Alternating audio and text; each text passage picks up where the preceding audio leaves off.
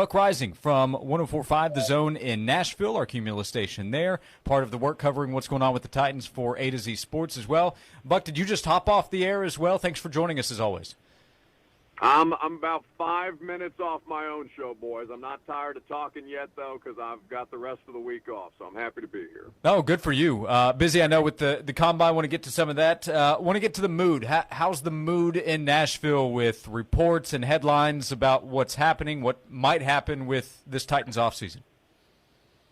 Oh, just generally miserable. I mean, people going through it. As soon as you see Derrick Henry's name mentioned in any kind of trade discussions, whether real, imagined, we're having it seems an NFL insider source off on who is being told that Derrick's being shopped, who is not told that Derrick's being shopped, all these different things. So Titans fans, much like their season, are just kind of in a state of disrepair at this point.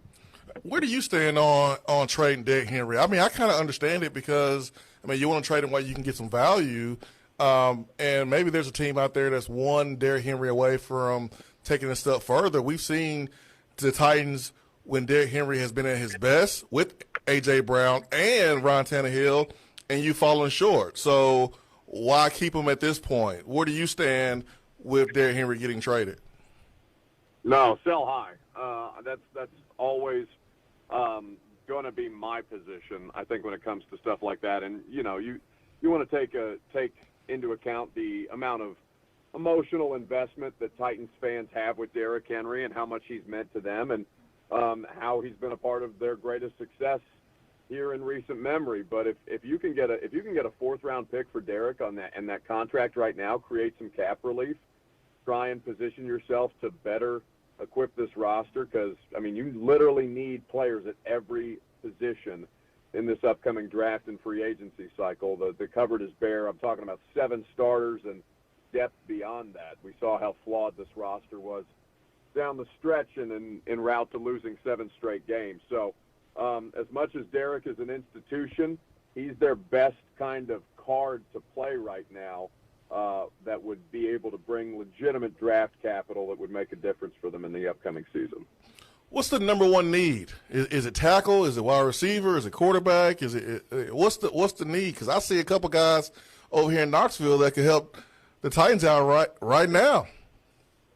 No, man, it's left tackle, full stop. Like their left tackle situation last year without Lawan was a horror show.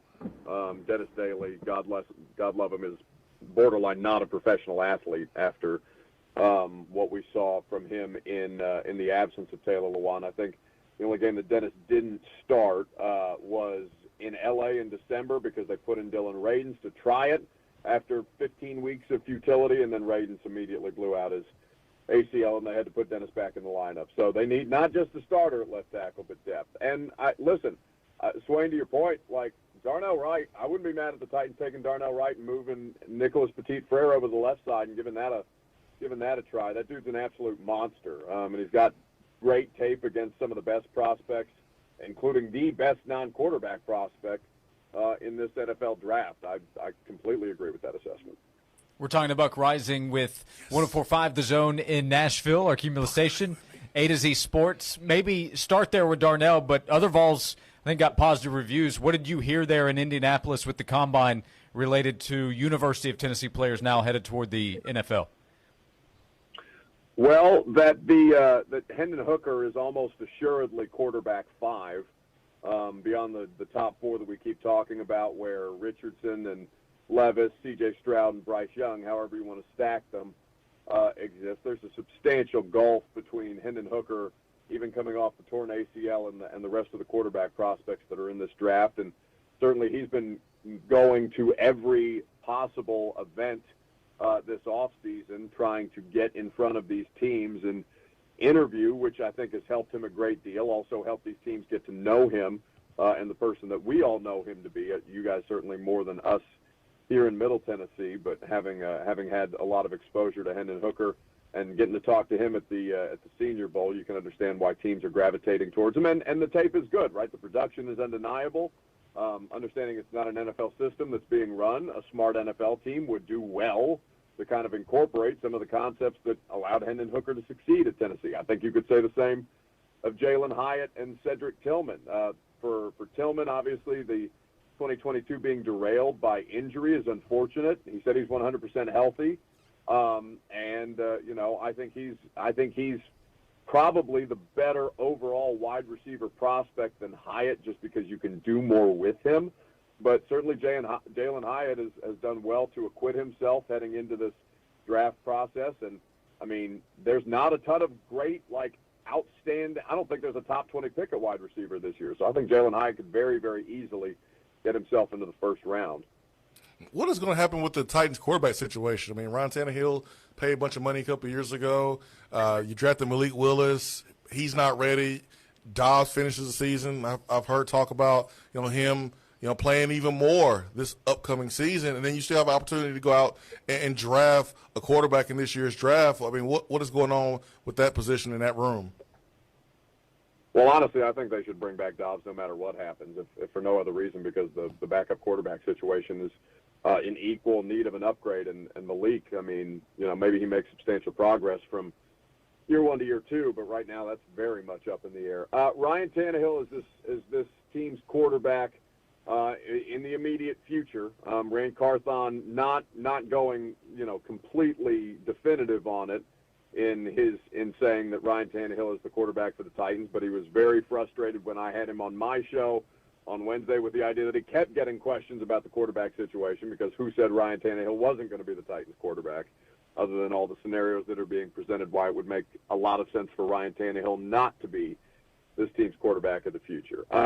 They're gonna try and stay as competitive as humanly possible, potentially to their detriment, guys, given that the NFL's setup is, it emphasizes tanking. If you really want to try and get franchise-changing talent, especially at the quarterback position, the whole parity system, where the worst teams are rewarded with the best draft prospects and the best picks, it's not an ideal circumstance, but the Titans don't seem to want to buy into that, or at least put their names on that. It's not the messaging certainly could send to a fan base who's very much up in the air with how they feel about their professional football team right now. I would imagine Ryan Tannehill is on the roster. It's in 2023. I'd give that a higher percentage than him not being, but I think all of that very much depends on what happens with Aaron Rodgers and the Jets. I think the Jets could totally make a real offer for Ryan Tannehill to be on that team next year, to kind of get them where they need to be, or at least get them closer to where they need to be, and give the Titans enough draft capital to set themselves up to maneuver in this quarterback draft in particular. Yeah, Buck Reising with us in Nashville. Titans fans have to notice that, the Jaguars have their guy in Trevor Lawrence, who appears to be trending up, you would say, after 2 years. And the Colts and Texans could be coming away from this draft with their quarterbacks of the future, while Titans fans are wondering, where is their future at that position? Yeah, they have lived that existence many years before, and it's not something that they want to go back into. But yeah, of course they're cognizant of it. The Titans seem to be the greatest appreciating asset in the division, and it's a division that's largely a pile of trash anyway, so you're not in an ideal circumstance one way or the other. Now, I think that they're not it's a weird spot, right? Because they can go any number of ways to try and get this thing back on track. It's just how extreme do they want to get with it? Because they still have assets that are usable on this team and that can keep them competitive, while the Jags still kind of find their footing. This is a team that started 2-6, so they have flaws, and one would assume that they'd be able to take a step forward, but I think people are too quick to make those kind of assessments or assumptions about the progress that teams legitimately make year over year. It's the Jags division to lose right now. I think the Texans and the Colts are still further away. But the Titans have been in hell for basically since November. So to give them any kind of benefit of the doubt right now, they certainly don't deserve it. So would you describe your role as talk show host or more therapist right now in Nashville? Oh, Jesus. It certainly depends on the day. I think we always, boys, kind of, teeter on that line between talk show host and therapist, depending on the nature of the fan base, because I'm sure you guys have never dealt with unhappy Vols fans before. Not that I recall. Not in Knoxville. Not in 2022. There is always tomorrow to be ready for. Buck Reising always ready on the Zone each afternoon, and with A to Z Sports.com, busy there in Nashville covering what's going on with the Titans, the NFL, and the Vols from time to time, too. Hey, Buck, great information today. Thanks for hopping on with us, and look forward to talking to you again sometime soon. No, I appreciate you boys having me anytime, and hopefully I can trust your basketball team a little bit right now, because I would love to be able to talk about competitive March Madness basketball, and right now it just doesn't feel like Tennessee's vibe. Maybe I'm wrong. Hey, man, Ron tried to talk us on the ledge for a whole hour, man. But how about your Indiana Hoosiers? They're looking good right now, so count on those guys. I trust them less than I trust Tennessee right now, but that's just that's fan conditioning on my part. Yeah, March is a beautiful time for hesitation. It's what being a sports fan is all about. Right. Hey, Buck, thank you again. We'll talk to you again sometime soon. See you, boys.